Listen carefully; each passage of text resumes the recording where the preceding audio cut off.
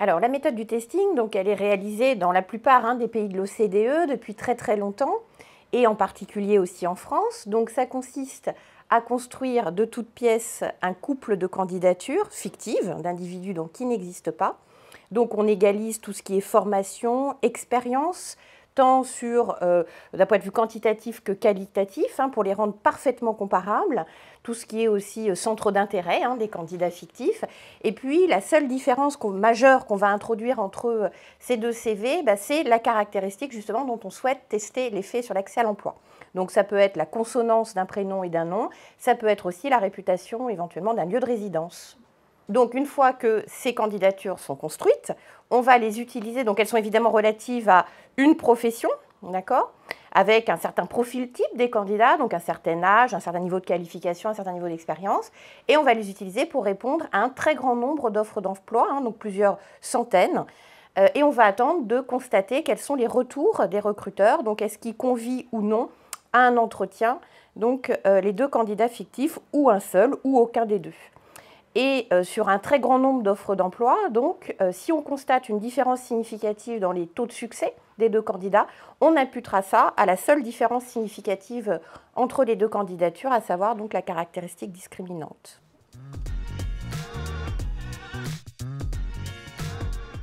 Alors, il existe plus d'une vingtaine de critères de discrimination, donc très différents les uns des autres.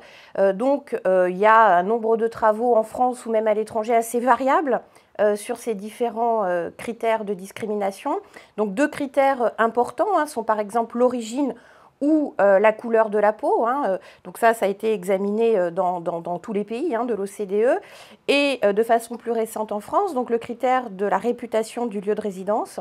Et donc, il y a un grand nombre de testings maintenant qui commencent à avoir été réalisés en France, en particulier sur ces deux thématiques.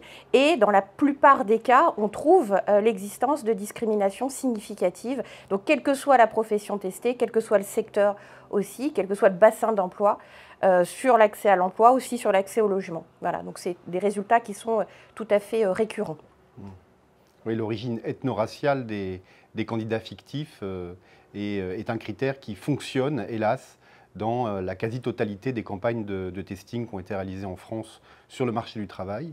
Mais on a aussi la situation de handicap, qui est un critère de testing qui marche, un critère de discrimination qui est très présent sur le marché du travail. Et d'autres critères tels que l'adresse fonctionnent, mais dans une moindre mesure, en fait. Il y a beaucoup de campagnes de tests dans lesquelles on ne trouve pas d'effet significatif de l'adresse. Et dans certaines campagnes, on trouve un effet significatif.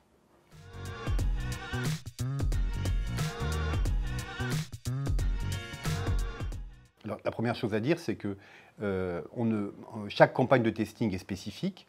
Et donc, elles sont souvent incomparables parce qu'on teste une profession en particulier, dans une région en particulier, à un moment donné du temps.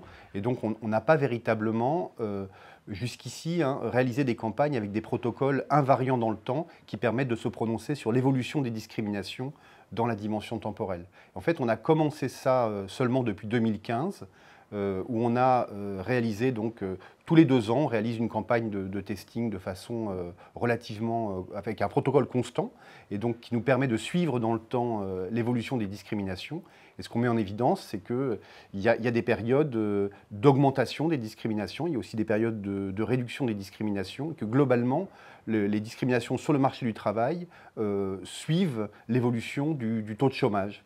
Et donc dans les périodes de montée du chômage, comme c'est le cas aujourd'hui dans le contexte de la crise sanitaire, on a aussi une montée des discriminations parallèles.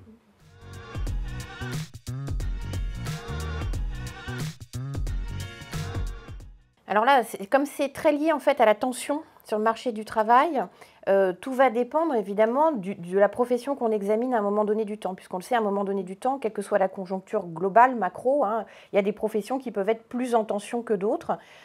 Et ce qu'on montre effectivement, c'est qu'a priori, les discriminations sont plus faibles sur les professions en tension. Donc on peut penser à des professions, par exemple comme l'informatique, qui est une profession de façon assez invariante, toujours relativement en tension, avec des discriminations qui sont sans doute plus faibles, mais qui existent quand même malgré tout.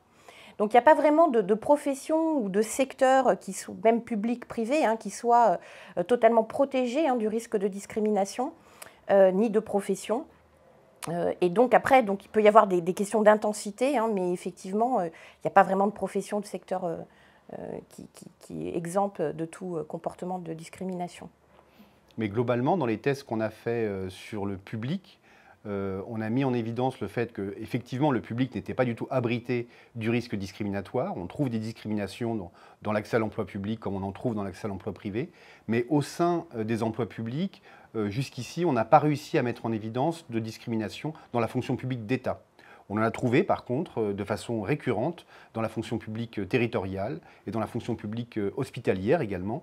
Mais jusqu'ici, dans la fonction publique d'État, dans le recrutement des grandes administrations centrales, on n'a pas trouvé de preuves statistiques de discrimination. Ce qui ne veut pas dire qu'il n'en existe pas. Ça veut juste dire qu'on n'a pas réussi à en mettre en évidence. Alors que quand on les trouve, ça veut dire que forcément, donc, il en existe.